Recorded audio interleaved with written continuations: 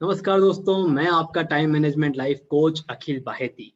दोस्तों, जिस तरह से आपने मुझे पिछली बार कहा था कि एक्सपोर्ट लाइन ये बहुत ही कंजस्टेड, बहुत ही डिफिकल्ट लाइन हो जाती है और उसकी वजह से हमें बहुत परेशानी होती है, टाइम भी बहुत जाता है। क्या वहां पर ऐसा कुछ किया जा सकता है जिसमें टाइम सेव हो? दोस्तों, आपके लिए बता दूं, आज हमारे साथ डॉक्टर जगत जी शाह जुड़े हुए हैं। जगत जी, आपका हार्दिक स्वागत करता हूं हमारे इस इंटरव्यू में। थैंक यू, धन्यवाद। जगत जी ये अहमदाबाद रहते हैं, गुजरात में। आपकी फिलोसॉफी है एक्शन लो विचार की गति से। जिस गति से हम विचार करते हैं उस गति से आप एक्शन लेते हैं। अंतरराष्ट्रीय व्यापार में आपने पीएचडी की है। आप डायमंड टेक्नोलॉजिस्ट हैं। आपको यूनिडो द्वारा क्लस्टर विकास विशेषज्ञ के रूप में सर्टिफाई किया गया है। साथ ही आईसीएमसीआई अमेरिका से सर्टिफाइड मैनेजमेंट कंसल्टेंट सीएमसी आप हैं। आपने भारत में 9 साल तक मैनीटोबा कनाडा सरकार के व्यापार और निवेश आयुक्त के रूप में काम किया है। आपने यूएसए के वाणिज्य विभाग, ब्रुनेई, सेनेगल, ओमान, भारत सरकार के कई मंत्रालयों, कॉर्पोरेट और स्मॉल मीडियम एंटरप्राइज के प्राइवेट सेक्टर्स के कई कंपनियों के साथ व्यापार और निवेश संबंधी परियोजनाओं पर भी काम किया है। इतना ही नहीं, आपने मेंटर ऑन रोड प्रोजेक्ट के तहत भारत, अमेरिका, अफ्रीका और दुनिया भर में युवाओं के स्टार्टअप और महिलाओं के स्वामित्व वाले व्यवसायों के लिए ड्राइव करते हुए पिछले 15 वर्षों में 20 देशों का सफर, लगभग 6 लाख किलोमीटर की दूरी तय की है। और आपको उनके लिए विश्व रिकॉर्ड किताब में भी जगह मिली है। बहुत ही अनोखा एक विश्व रिकॉर्ड आपने बनाया है जगत जी। और कई व्यवसाय, सामाजिक उद्यम, global network, vibrant market, global network institute, smart village programme, इस प्रकार के अनेक अनेक प्रोग्राम्स सर चलाते हैं। सर की टैगलाइन है देश प्रथम वंदे भारत। सर, एक्सपोर्ट की बात करते वक्त जब आपकी टैगलाइन हम पढ़ते हैं देश प्रथम वंदे भारत, तो ये चीज बहुत ही दिल के तह तक पहुंच जाती है कि भारत को कहां तक पहुंचाने का जो जज्बा आपके अंदर है वो हमें दिखता है। इसके लिए बहुत धन्यवाद आपके इन सभी कामों के लिए और हम सभी को मोटिवेट करने के लिए। धन्यवाद। सर, एक्सपोर्ट से लोग इतना क्यों डरते हैं? क्या एक डर रहता है मन में कि कुछ फाइनेंशियल लॉस हो जाएगा जिसकी वजह से एक्सपोर्ट से डरा हुआ रहना चाहिए? थोड़ा सा उसके बारे में गाइड कीजिए, फिर हम कैसे उसमें टाइम और कैसे कॉस्टिंग के बारे में हम बात करेंगे। सबसे पहले तो धन्यवाद आपने अखिल जी की मेरे को आपके ऑडियंस के साथ इंटरेक्ट करने का एक मौका मिला है। तो देखिए, एक्सपोर्ट की बात करता हूँ बाद में। आज जो इकोनॉमी जिस तरह से चल रही है और कई सालों से, 10 साल से, 15 साल से, बल्कि उससे भी ज़्यादा, कि 3 चीज़ें आज बहुत महत्वपूर्ण हो गई है और इसका डायरेक्ट एक्सपोर्ट से कनेक्शन है। एक, कोई भी बिजनेस आप करो उसमें नॉलेज सबसे इम्पोर्टेंट कंपोनेंट हो गया है। जैसे पहले कहते थे ना कि टेक्सटाइल में बनाना है तो यान चाहिए, रॉ मटेरियल। तो यान तो मिल रहा है बहुत, नॉलेज कम है टेक्सटाइल बनाने वालों को। तो नॉलेज। सेकेंड, डिजिटल, अपने बिजनेस में डिजिटल कंपोनेंट होना चाहिए। और आजकल तीसरा हो गया वर्क फ्रॉम होम। और ये 3 चीज़ें ऐसी है जो एक्सपोर्ट का फाउंडेशन है। तो अब जो लोग ये मानते हैं कि मुश्किल है, ये 3 चीज़ें मिसिंग है। तो सबसे पहले इंफॉर्मेशन एंड नॉलेज, दूसरा डिजिटल कनेक्ट, और तीसरा कि मैन पावर। मैं वर्क फ्रॉम होम को मैन पावर से कनेक्ट करता हूँ। हम सोचते हैं कि मैं इच्छल करंजी में हूँ या मैं कहीं छोटी जगह पे हूँ, यहाँ तो लोग नहीं मिलते। तो अब वो लिमिटेशन नहीं, आप पूरे दुनिया से किसी को भी हायर कर सकते हो और वो वर्क फ्रॉम होम ही कर रहे हैं सारे लोग। ठीक है, तो वो सब लिमिटेशन जो हमारे दिमाग की थी वो चली गई है। अब हमको ओरिएंट करना है। सबसे बड़ा रिस्क लोग मानते हैं एक्सपोर्ट का कि भाई मैंने अगर भारत में किसी को चेन्नई में माल दिया और वो अगर पेमेंट नहीं करते तो मैं जाके चेन्नई बैठ सकता हूँ, पकड़ सकता हूँ, पुलिस में रिपोर्ट कर सकता हूँ और पैसे निकलवाने की कोशिश कर सकता हूँ। अब मैंने अगर अमेरिका एक्सपोर्ट कर दिया तो मैं वहाँ कहाँ जाऊँगा, कितना खर्चा होगा, किसको मिलूंगा, वहाँ के वकील कितने महंगे हैं। तो ये एक पैसे पेमेंट का भय होता है। तो वो भय एक्चुअली ज़ीरो है। जीरो भय, वो भय गलत है। एक्सपोर्ट ये एक ऐसा बिजनेस है जो 100% रिस्क फ्री है, 100%। इवन इंडिया से रिस्क फ्री है। इंडिया में तो आजकल भले कानून है कि भाई चेक अगर कोई आपको देता है और बाउंस हो गया तो उसके खिलाफ क्रिमिनल कंप्लेंट होती है, बट प्रैक्टिकली हमारे कोर्ट में तो इतने केसेस पड़े कि कुछ नहीं होता 10 साल तक। ठीक है, तो फॉरेन में ऐसा नहीं है। एक सबसे इम्पोर्टेंट पॉइंट कि जो एक ECGC करके भारत सरकार ने एक संस्था चालू की 30 साल पहले, एक्सपोर्ट क्रेडिट गारंटी कॉर्पोरेशन। तो उसका मतलब ही ये है, एक्सपोर्ट क्रेडिट गारंटी, एक्सपोर्ट में अगर उधार देते हो उसकी गारंटी भारत सरकार देती है। तो आप अगर ECGC का इंश्योरेंस करके किसी भी कंपनी को आप मटेरियल सप्लाई करते हो फॉरेन में, तो अगर वो पार्टी आपको पेमेंट नहीं करती, भारत सरकार पेमेंट करेगी और उसका आपको प्रीमियम पे करना पड़ता है। भारत सरकार फिर अपने वकीलों के थ्रू वहाँ केस करके 2 साल 5 साल जब पैसा वापस आएगा ले लेगी। तो ये प्रोटेक्शन हमको अवेलेबल है एक्सपोर्ट में, इसीलिए पेमेंट का भय नहीं होना चाहिए। उल्टा ये प्रोटेक्शन हमको इंडिया में अवेलेबल ही नहीं है। इंडिया में कहाँ है? मैं किसी को उधारी दूँ तो कहाँ इंश्योरेंस है? तो आपने देखा कि एक्सपोर्ट में तो ज़्यादा सेफ्टी है। फिर उसके बाद हम कई बार जो माल भेजते हैं सी से, हमको लगता है वो समुद्र में डूब गया हमारा कंटेनर, तो अगर शिप डूब गया तो, लेकिन उसका भी मरीन इंश्योरेंस आता है। ठीक है, आपका अगर क्वालिटी में कोई बोल दे कि क्वालिटी आपकी ख़राब है और मैं पेमेंट नहीं करूँगा, तो उसका भी इंस्पेक्शन करके प्री इंस्पेक्शन इंश्योरेंस आता है। फिर उसके बाद फॉरेन करेंसी का एक रिस्क रहता है एक्सपोर्ट किया अगर तो, कि भाई आज मैंने एक्सपोर्ट किया तो 75 रुपये डॉलर का, और 2 महीने बाद मेरा पेमेंट आना है, उस समय अगर 60 रुपये हो गया, तो एक एग्जांपल के लिए, तो मेरे को नुकसान हो गया इंडियन रुपीज़ में, लेकिन उसका भी फॉरवर्ड रेट एग्रीमेंट होता है। आप बैंक के साथ एक एग्रीमेंट तय कर सकते हो जिस समय आपने एक्सपोर्ट किया कि भाई 2 महीने बाद मेरे 50,000 डॉलर आने के हैं, 75 रुपये मुझे मिलने चाहिए, चाहे मार्केट रेट जो हो। तो बैंक वो एग्रीमेंट आपसे साइन करते हैं, तो वो भी आपकी सेफ्टी होगी। तो कोई ऐसा पहलू नहीं है एक्सपोर्ट का जो आपको सेफ्टी की तरफ नहीं ले जाता। तो ये सब जानकारी होनी चाहिए लोगों को। तो और उसमें भी फिर जानकारी थोड़ी डिटेल होनी चाहिए कि कई लोगों को पता है कि भाई ECGC ठीक है, लेकिन ECGC के नियम क्या है वो नहीं पता। तो जैसे एक नियम है कि आपको पेमेंट डिफॉल्ट हुआ तो 30 दिन के अंदर ECGC को इन्फॉर्म करने का, राइटिंग में लोग करते नहीं है, फिर बोलते हैं कि हमारा क्लेम नहीं आया ECGC से। तो वही मैं बोल रहा हूँ कि इंफॉर्मेशन एंड नॉलेज अगर है तो एक्सपोर्ट सबसे सेफ बिजनेस है। और इसलिए एक और लास्ट में एक और चीज ऐड करता हूँ, जो भी कंपनियां भारत की एक बार एक्सपोर्ट शुरू कर देती है वो बहुत कतराती है इंडिया में बिजनेस करने से। वो एक्सपोर्ट ही करना चाहते हैं क्योंकि इतना आसान है और प्रॉफिटेबल भी है। मुझे एक चीज और बताइए कि ऐसी कौन कौन सी चीजें हैं या कौन कौन सी व्यवसाय हैं जिन्हें एक्सपोर्ट किया जा सकता है? ये भी बड़ा इंटरेस्टिंग है और इसमें मैं हमेशा 2 उदाहरण देता हूँ बहुत सालों से। कि एक यहाँ गुजरात में एक कंपनी है, वो बकरी की लिंडी एक्सपोर्ट करती है और उसका 4.5 करोड़ रुपए का एक्सपोर्ट करती है और अमेरिका में एक्सपोर्ट करती है। और वो हमेशा मेरे को बोलता है आदमी कि मेरे को माल नहीं मिलता। मैं उसको पूछता हूँ तुम्हारा सबसे बड़ा चैलेंज क्या है? बोले माल नहीं मिलता। बोले मेरे पास 2-3 करोड़ के ऑर्डर हमेशा पेंडिंग रहते हैं। ठीक है, और वो as a agriculture manure, as a manure use होता है for the rose plant in America. और उसको बड़ा अच्छे तरीके से वो पैकिंग करके कंज्यूमर स्टोर्स में बेचते हैं।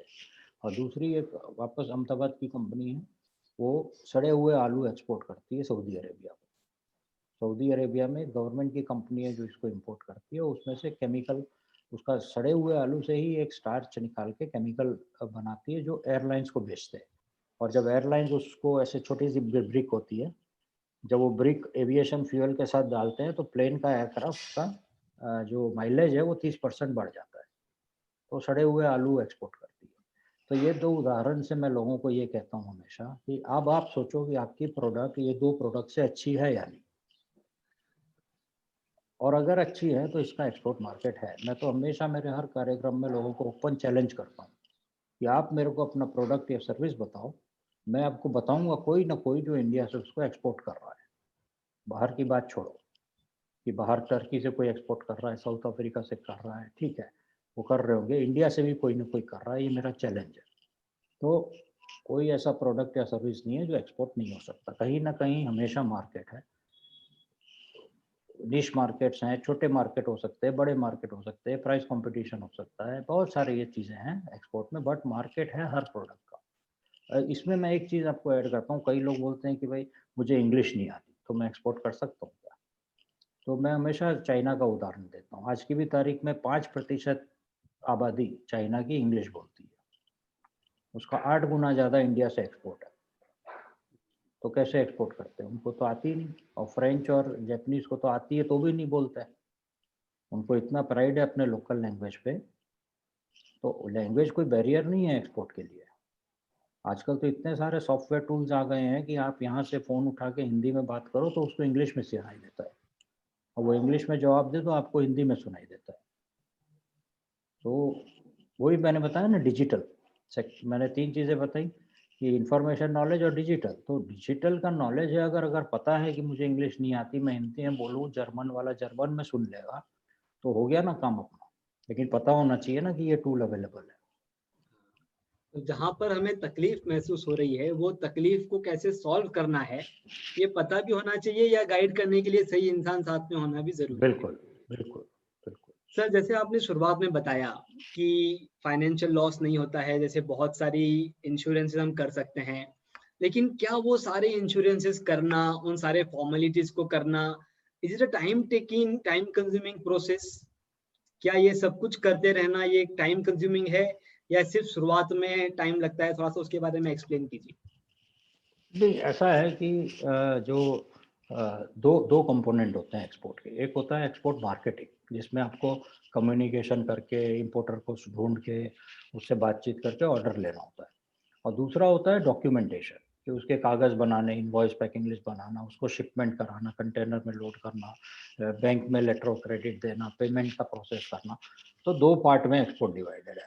तो जो मार्केटिंग पार्ट है, वो मैं हमेशा लोगों को कहता हूँ कि जो स्मॉल मीडियम एंटरप्राइज के ओनर्स हैं, मालिक लोग, वो खुद अपना मार्केटिंग का शुरू में खुद ध्यान दें, ठीक है? क्योंकि वो डॉक्यूमेंटेशन और प्रोसेस के लिए तो लोग मिल जाएँगे, ठीक है? उसमें समय इतना नहीं, उसकी जानकारी होनी चाहिए, उसका नॉलेज होना चाहिए, ठीक है? लेकिन वो खुद करने की ज़रूरत नहीं है। लोग मिलते हैं जो फ्रीलांस में आपको करके दे देंगे डॉक्यूमेंटेशन, ₹5000 में 1 कंटेनर का या 1 ऑर्डर का।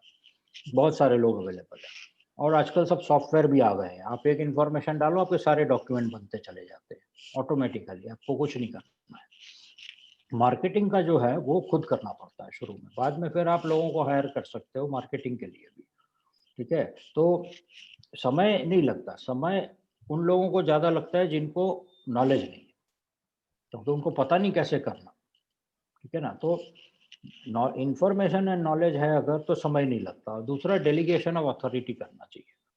सब कुछ हम खुद करें तो हमारी ग्रोथ ही नहीं होगी, क्योंकि इसीलिए जो छोटे उद्योग होते हैं वो आगे नहीं बढ़ पाते। इवन दो वो होशियार होते हैं लोग बिजनेस चलाने वाले, क्योंकि वो डेलीगेट नहीं करते अपनी अथॉरिटी दूसरों को। सभी कुछ खुद करना चाहते हैं, ये अपना काम नहीं है। एक एंटरप्रेन्योर का काम है अपना बिजनेस बढ़ाना, बस फुल स्टॉप। बिजनेस चलाना काम नहीं है। बिजनेस चलाना दूसरों को देना चाहिए, बिजनेस बढ़ाना खुद का काम होना चाहिए। हम ऑपरेशंस में लगे रहते हैं। फैक्ट्री में आज लेबर नहीं है, या सिक्योरिटी वाला नहीं है, ट्रक नहीं आया, रॉ मटेरियल नहीं आया, बैंक का प्रॉब्लम है, जीएसटी का इशू है, सीए के साथ बैठे हुए हैं। ये सारे काफ़ी सारे ऐसे काम हैं जो आप ट्रांसफ़र कर दो, और स्ट्रैटेजी का बिज़नेस ग्रोथ पे ही ओनर को ध्यान देना है। तो जो लोग ऑपरेशन में लगे रहते हैं उनको टाइम नहीं है फिर एक्सपोर्ट मार्केट में जाने का। इसीलिए ये इंटीग्रेटेड है कि आप डेलीगेशन ऑफ अथॉरिटी कर दो, यंगस्टर्स को हायर करो। आपको अनुभव के लोग नहीं चाहिए इसमें, यंगस्टर्स को हायर करो, ऐसे लोगों को हायर करो जिनका एटीट्यूड ऑफ वर्क पॉजिटिव है, और फिर उनको कोई भी स्किल सिखाई जा सकती है। पॉजिटिव एटीट्यूड सिखाना मुश्किल है, वो बचपन से जैसे हम बड़े होते हैं वो बिल्ड होता है, लेकिन स्किल कोई भी सिखाई जाती है। बहुत ट्रेनिंग स्कूल है जहाँ स्किल सिखाई जाती है, कोई भी। तो समय का इतना बड़ा चैलेंज नहीं है। सर, यहाँ पर एक जो आपने बात कही वो बहुत ही अ, अलग है, और सबसे हट के बात आपने कही कि पर्सन को हायर करते वक़्त एक पॉज़िटिव एटीट्यूड देख कर के हायर करो। मुझे वहाँ पर मेरे दर्शकों को थोड़ा-सा और गाइड करना है कि वो कैसे पॉज़िटिव एटीट्यूड को पहचानें? मतलब हम एक ही इंटरव्यू में सामने वाले इंसान में पॉज़िटिव एटीट्यूड है या नहीं, ये कैसे आइडेंटिफ़ाई कर सकते हैं? नहीं, वो उसमें क्या है कि जैसे हम लोग जब इंटरव्यू लेते हैं, हमने अब देखिए ये लॉकडाउन के दरमियान हमने 18 लोगों को हायर किया है हमारी कंपनी के अंदर, और पूरे इंडिया से किया है, इवन विदेशों से किया है। हमने ब्राजील से एक को लिया है, फिलीपींस से लिया है, साउथ अफ्रीका से लिया है। तो अभी सभी लोग वर्क फ्रॉम होम कर रहे हैं, कोई इश्यू नहीं है कहाँ से आप हायर कर रहे हो। हमारे कलकत्ता से लोग हैं, जमशेदपुर से लोग काम कर रहे हैं, अपने चेन्नई से हैं, उदयपुर से हैं। तो अच्छा, अब उनका जब हम वीडियो में इंटरव्यू लेते हैं, अभी तो डिजिटली ही इंटरव्यू लेते हैं, तो उनका फैमिली बैकग्राउंड क्या है, कौन से स्कूल में गए, कॉलेज में गए। हम फिर उनको ये पूछते हैं स्कूल में आपका बेस्ट दोस्त कौन था, अच्छा ये था, तो क्या था उसके अंदर जो बेस्ट आप मानते हो, तो उसकी क्वालिटी, उसको जो दोस्त बेस्ट पसंद है उसकी जो क्वालिटी है वो उसमें होगी ही, तभी पसंद है। तो ये इनडायरेक्ट पूछा उसको ये नहीं पूछते कि तुम्हारे अच्छी क्या क्वालिटी है, कोई नहीं बोलेगा। कई लोगों को पता ही नहीं होता है कि मेरे अंदर क्या अच्छी क्वालिटी है ना, लेकिन उसके दोस्त की क्वालिटी बताई और उसको पसंद है, उसका मतलब उसका भी स्वभाव ऐसा है। ये कोरिलेशन निकालना, फिर कॉलेज में फिर प्रोफेसर कौन बेस्ट था, क्यों बेस्ट था, तो उस प्रोफेसर के बारे में क्या बोलते हैं जो आपका गाइड है लाइफ का। मैं टीचर्स के लिए हमेशा बोलता हूँ, teachers are a sage on the stage and a guide on the side. तो क्या विचार है उनके, फिर कहाँ कुछ काम किया, फैमिली बैकग्राउंड क्या है, फादर क्या करते हैं, मदर क्या करते हैं, ब्रदर सिस्टर्स कौन है, ब्रदर सिस्टर से झगड़ते हो या नहीं, किस बात पे झगड़ा होता है। हर कोई झगड़ता है, कोई इंसान नहीं है दुनिया का जो ब्रदर सिस्टर से ना झगड़ा हो, ठीक है। तो वो बोले कि नहीं नहीं मैं नहीं झगड़ती, तो उसका मतलब वो झूठ बोल रहे हैं ना। ये एक जजमेंट आता है ना। या फिर बड़ा कुछ फॉर्मल कुछ इश्यू है, मैं तो भाई बहन से कोई ना झगड़े, ये मुश्किल है समझना, है ना। तो उसका नेचर पता चलता है। तो ये इनडायरेक्ट क्वेश्चनिंग का बहुत तरीका होता है। और फिर उसको पूछते हैं कि आगे क्या करना है, क्यों पढ़ाई, आगे पढ़ाई करनी है तो क्यों करनी है, नहीं करनी तो क्यों नहीं करनी, हमारे साथ कितने टाइम काम करोगे। हम सामने से उनको बोलते हैं कि आज की दुनिया में कोई भी जिंदगी भर एक जने के लिए काम नहीं करता, तो आप तो कभी ना कभी हमको छोड़ के जाओगे। हम उनको ये नहीं बोलते कि तुम छोड़ नहीं सकते, तुमको लॉन्ग टर्म काम करना पड़ेगा, तो हर कोई बोलेगा हाँ करूंगा। लेकिन वो तो जब उनको नहीं, हम हमेशा बोलते हैं कि जिस दिन सुबह उठते ही तुमको लगे आज मुझे ऑफिस का काम नहीं करना, उसका मतलब you are not liking the work, आपको वो काम छोड़ देना चाहिए। आपको सुबह उठते ही ये लगे कि अरे चलो उठ के फटाफट जल्दी तैयार होकर काम में लग जाओ, उसका मतलब आपको काम करने का मजा आ रहा है। जिस दिन काम करने का मजा ना आए, काम छोड़ दो। ये हम सामने से बोल देते हैं उनको, उनको पता चल जाता है उनकी पैरामीटर क्या है, उनको पता चल जाता है हमारी सोच क्या है, उनको पता चल जाता है कि भाई हम भी नहीं चाहते कि वो हमेशा जिंदगी भर हमारे लिए काम करे। तो ये सारी चीजें जब हम शेयर करते हैं यंगस्टर्स के साथ, तो वो ज़्यादा ओपन अप होते हैं हमारे साथ। आज की यंगस्टर की जनरेशन अलग है, मिलेनियल जनरेशन बोलते हैं, उनकी सोच अलग है, उनके विचार अलग है, ज़्यादा सेंसिटिव है वो लोग। मैं तो ये मानता हूँ लोग ज़्यादा रिलीजियस भी है हमारी जनरेशन से कंपेरेटिवली। लोग बोलते हैं कि मॉरल वैल्यूज़ का पतन हो रहा है, ये वगैरह सब चीज़ें हैं, लेकिन मैं तो मानता हूँ कि ये जनरेशन जो है वो चेंज लाएगी। तो उनके थॉट प्रोसेस के लेवल पे जाके बात करनी चाहिए। और कभी भी ये मत सोचिए कि आप एम्प्लॉय कर रहे हैं इसीलिए आप बड़े महान हैं। मैं तो हर एंटरप्रेन्योर को बोलता हूँ पहले आपको अपनी कंपनी बेचनी पड़ेगी to the employ to join. बेचनी पड़ेगी in the sense you have to market कि यू आर गुड। आप क्यों अपनी प्रोडक्ट के लिए मार्केटिंग करते हो, ताकि कोई कस्टमर खरीदे। उसी सोच से आपको एम्प्लॉय के साथ बिहेव करना है कि एम्प्लॉय इज योर कस्टमर। आप कैसे डील करोगे कस्टमर से, ऐसे ही डील करो एम्प्लॉय से। आप चाहते हो ना कस्टमर लॉयल्टी रहे, तो एम्प्लॉय लॉयल्टी भी तो रहने के लिए वही पैरामीटर है ना जो कस्टमर लॉयल्टी के लिए है। लेकिन हम ट्रीट करते हैं क्या अपने एम्प्लॉयज को उस तरह से, वो अगर हम करने लग जाए तो बहुत बड़ा उसमें चेंज आएगा। इसलिए मैं एक कॉम्पिटिटिवनेस की एक हमेशा डेफिनेशन मेरे प्रोग्राम्स में देता हूँ। Efficiently create goods and services that lead to rising that are efficiently create goods and services that meet global market demand, leading to rising living standard for everybody in the society and sustainable into the future। ये 4 चीजों में निचोड़ आ गया company management का कि production processes, global market होना चाहिए, आपके टीम जो है आपके साथ काम करते हैं उनको आप साथ लेके चलो, उनका भी ग्रोथ होना चाहिए, और जो भी बिजनेस करो इको फ्रेंडली होना चाहिए। तो ये बहुत क्रिटिकल है जब आप हायर कर रहे हो उनको, आप पॉजिटिव एटीट्यूड को समझने के लिए, और उसके बाद हर रोज उसको आधा घंटा मेंटर करो। ये भी एक बड़ी गलती होती है छोटे उद्योग वालों से कि भाई हायर कर लिया, फिर बस अभी बोलो तुम रिजल्ट दो। कैसे रिजल्ट है? उनके में तो स्किल ही नहीं है। स्किल तो आपको उसको ट्रांसफर करनी है। आपके में स्किल है, आप एंटरप्राइज जानते हो, आप बिजनेस जानते हो, आप प्रोडक्ट जानते हो, आप मार्केट जानते हो, उसको मेंटर करो हर रोज खाली आधा घंटा, और फिर देखो उसका इम्पैक्ट। आपको इतनी प्रोडक्टिविटी मिलेगी, आप इतना आपका ग्रोथ होगा, आप ज्यादा से ज्यादा लोगों को हायर करते चले जाओ। हायर करते वक्त पॉजिटिव एटीट्यूड देखें और बाद में उनके अंदर स्किल्स इनकॉर्पोरेट करें। बहुत ही यूनिक जवाब था सर आपका। सर आखिरी सवाल मैं आपको यहाँ पूछने जा रहा हूँ, जो एक हमारे दर्शक की तरफ से यहाँ पे आया है कि क्या एक्सपोर्ट करने के लिए भी बहुत सारा इन्वेस्टमेंट या खर्चा करना पड़ता है?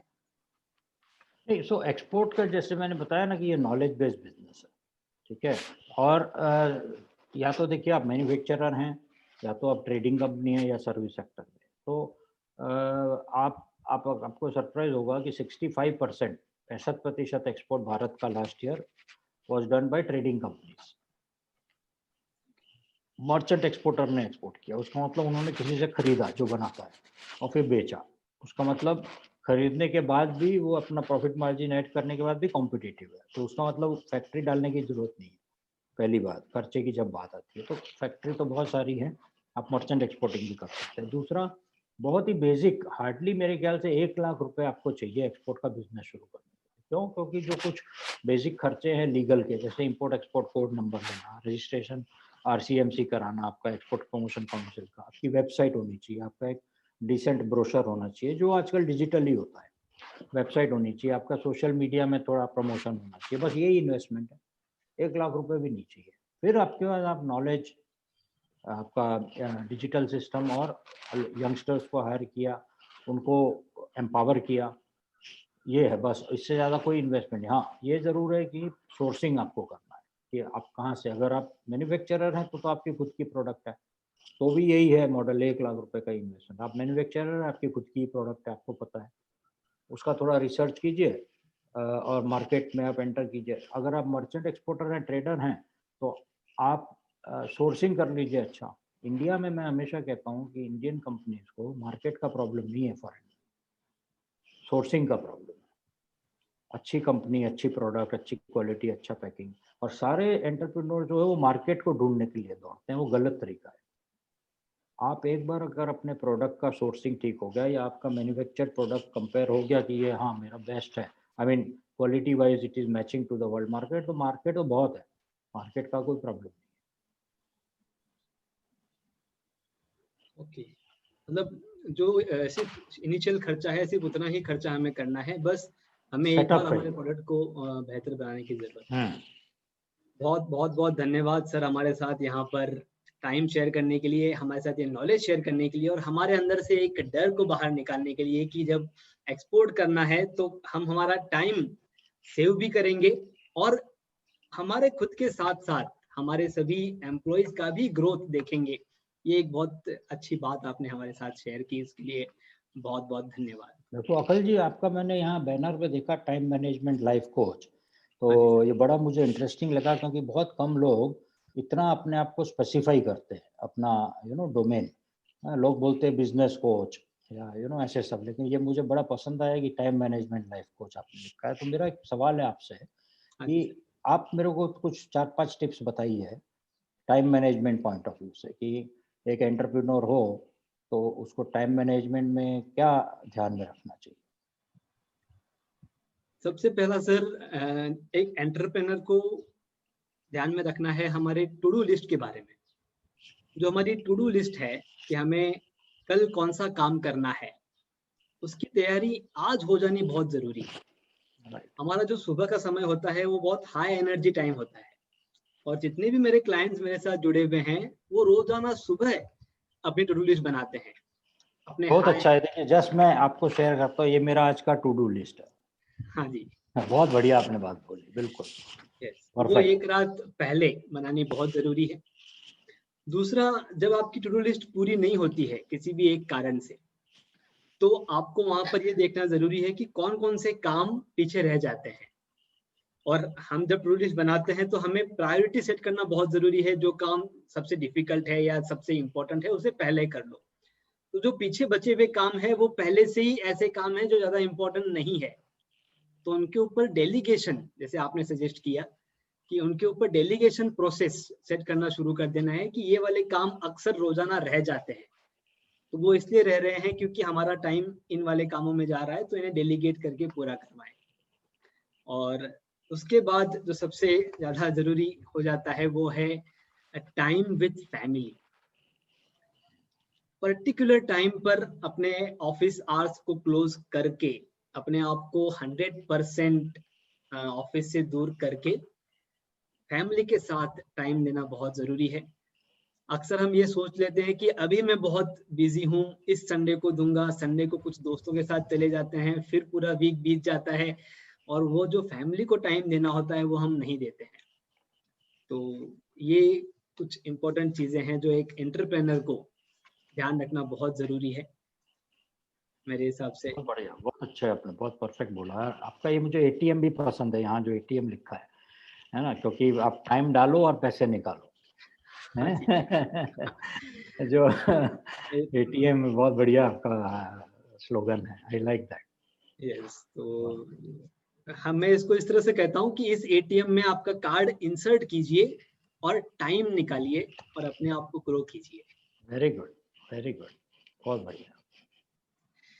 सर बहुत बहुत धन्यवाद आपका हमारे साथ यहाँ जुड़ने के लिए। और दर्शकों, कोई भी सवाल आपके मन में अगर अभी भी आ रहा हो एक्सपोर्ट से रिलेटेड तो नीचे कमेंट बॉक्स में आप लिखिए, हम उस क्वेश्चन को जगत जी के पास पहुंचाएंगे और उसका जवाब आप तक जरूर पहुंचाएंगे। बहुत बहुत धन्यवाद, फिर मिलेंगे बहुत जल्द। आपका time management life coach Akhil Baheti. Thank you, all the best.